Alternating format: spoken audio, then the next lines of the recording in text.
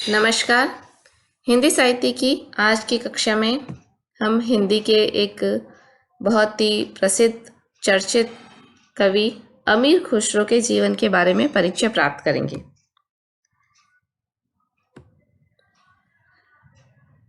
अमीर खुसरो का वास्तविक नाम अबुल हसन था और इनका जन्म उत्तर प्रदेश के एटा जिले के पटियाली गांव में सन 1253 ईस्वी में हुआ था और इनकी जो मृत्यु है 1325 ईस्वी में हुई। इनका जो वास्तविक नाम है वह यमीनुद्दीन मोहम्मद था। पिता का नाम सैफुद्दीन मोहम्मद, माता का नाम दौलत नाज था। अमीर खुसरो के जो प्रारंभिक जीवन है उसमें इनकी जो माता का महत्व है बहुत अधिक है। ये जो इनकी जो माता है दौलत नाज हिंदू राजपूत थी और दिल्ली के एक रईस अम्मी इमादुल मुल्क की पुत्री थी।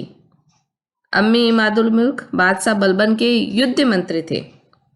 राजनीतिक दबाव के कारण ये नए नए मुसलमान बने थे और इसलिए इस्लाम ग्रहण करने के बाद भी, इस्लाम धर्म को अपनाने के बाद भी इनके घर में जो रीति रिवाज थे वे हिंदुओं के थे।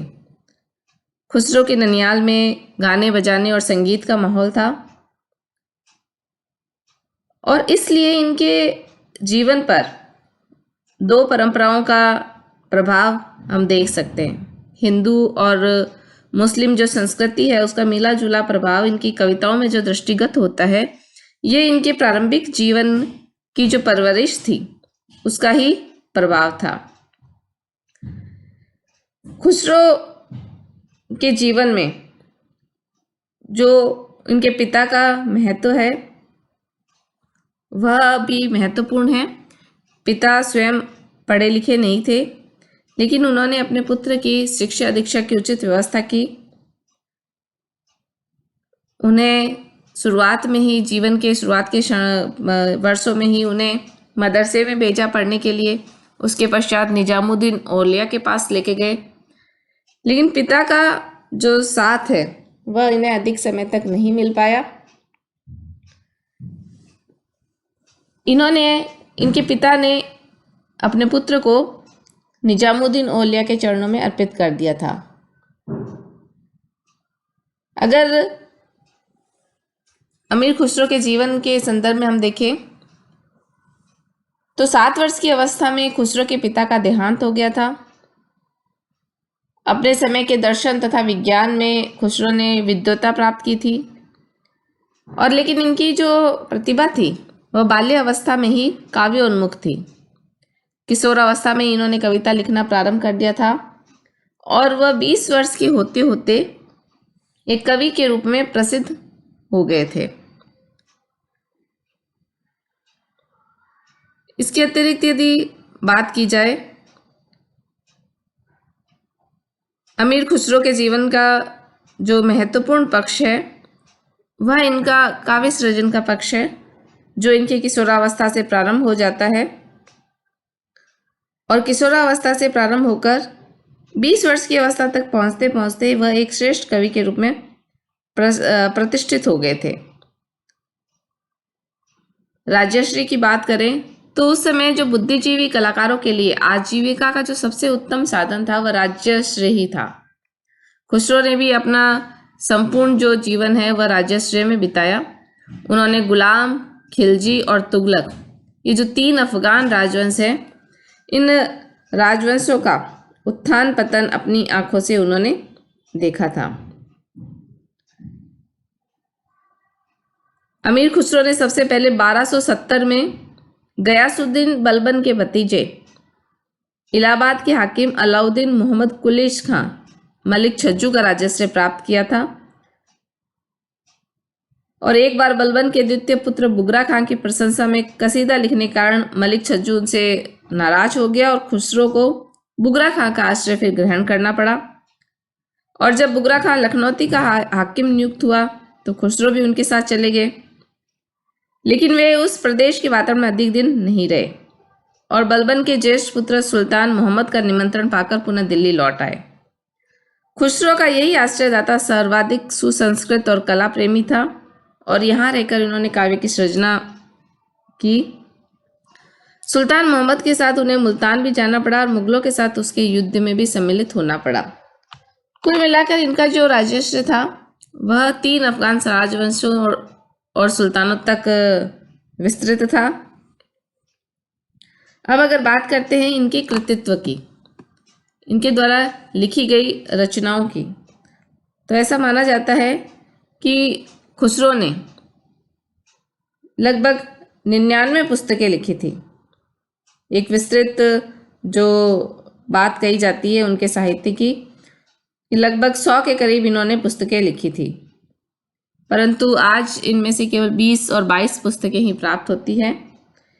इनमें से यदि कुछ पुस्तकों की बात की जाए तो हम नाम ले सकते हैं किस्सा चार दरवेश, खालिक बारी, मलोल अनवर, सिरी व खुसरो, आईने सिकंदरी, पंचगंज, देवल रसी, खिजर खां, खजाइन अल फतेह, पहेलियाँ और मुकरियाँ, 2 सखुने।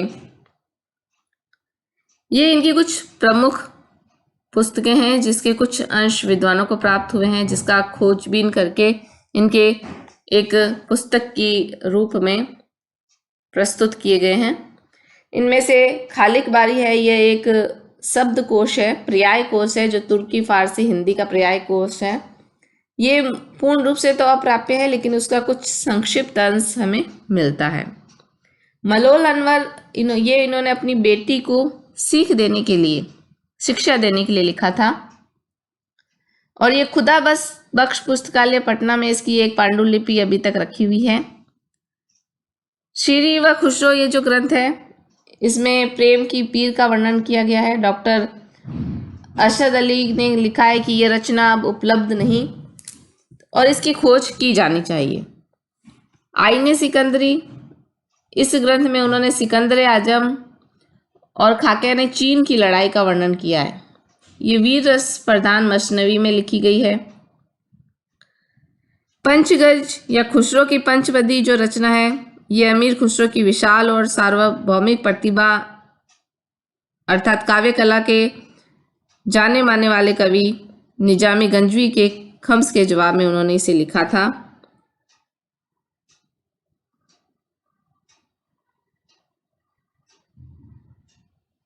इसके अतिरिक्त इन्होंने पहेलियाँ और मुकरे लिखे हैं। मुकरियाँ का अर्थ है कि कहकर मुकर जाना, ऐसे उन्होंने कविता का ये जो रूप है ये लिखा है। पहेलियाँ खुसरो की बहुत अधिक प्रसिद्ध है, जो आज भी आम लोगों के मुख पर प्रतिष्ठित हैं। 2 सखुने, सखुने का अभिप्राय फारसी भाषा का ये एक शब्द है जिसका मतलब होता है कथन या उक्ति। खुसरो ने अपने ग्रंथों में खुसरो ने जो ये सखुने लिखे हैं, इसमें उन्होंने 2 उक्तियां कही हैं और उन 2 उक्तियों का फिर पुनः एक ही जवाब होता है। इस प्रकार हम देखते हैं कि खुसरो ने अपने ग्रंथों में कई ऐतिहासिक घटनाओं का भी वर्णन किया है और ये जो ऐतिहासिक घटनाएं हैं वह इसलिए अधिक सत्य प्रतीत होती है कि ये उस समय के समसामयिक थे। जिस समय की घटनाओं का वर्णन उन्होंने अपने इन पुस्तकों में किया है, ये उस समय के समसामयिक भी थे। और कभी बहुत सारी घटनाएं तो ऐसी है जिसमें उन्होंने स्वयं ने योगदान भी दिया था। जियाउल बर्नी ने अपने इतिहास में कोट करने के लिए, समर्थन लेने के लिए कई स्थानों पर खुसरो के ग्रंथों का उल्लेख भी किया है। तो इस प्रकार इनके जो ग्रंथ हैं साहित्यिक दृष्टि से तो महत्वपूर्ण है ही, इसके साथ ही साथ ऐतिहासिक दृष्टि से भी इनके ग्रंथों ने इतिहास की रचना करने में बहुत अधिक योगदान दिया है। खुसरो के जीवन से संबंधित कुछ घटनाएं भी विशेष प्रसिद्ध है, जैसे कि निजामुद्दीन औलिया का इनका गुरु बनना। निजामुद्दीन औलिया इनके इस काव्य प्रतिभा पर फक्र महसूस करते थे। निजामुद्दीन औलिया से संबंधित घटनाएं, इनके राजस्व से संबंधित कुछ घटनाएं, ये बहुत अधिक इनके जीवन को एक रूप देने वाले, इनके जीवन के बारे में बहुत कुछ बताने वाले घटनाक्रम हैं। अमीर खुसरो एक बहुत ही श्रेष्ठ कवि थे जिन्होंने हिंदी के प्रारंभिक रूप को स्थिर करने में बहुत अधिक योगदान दिया। हिंदी के प्रति जो इनका लगाव था वह हिंदी को बुलंदियों तक, श्रेष्ठ स्थान तक पहुंचाने में बहुत ही अधिक महत्वपूर्ण रहा। तो विद्यार्थियों, आज हमने हिंदी साहित्य के एक प्रमुख कवि अमीर खुसरो के जीवन के संबंध में संक्षेप में जानकारी प्राप्त की, इनके कृतित्व की जो पृष्ठभूमि है उसके बारे में जानकारी प्राप्त की और इनकी प्रमुख रचनाओं के बारे में जानकारी प्राप्त की।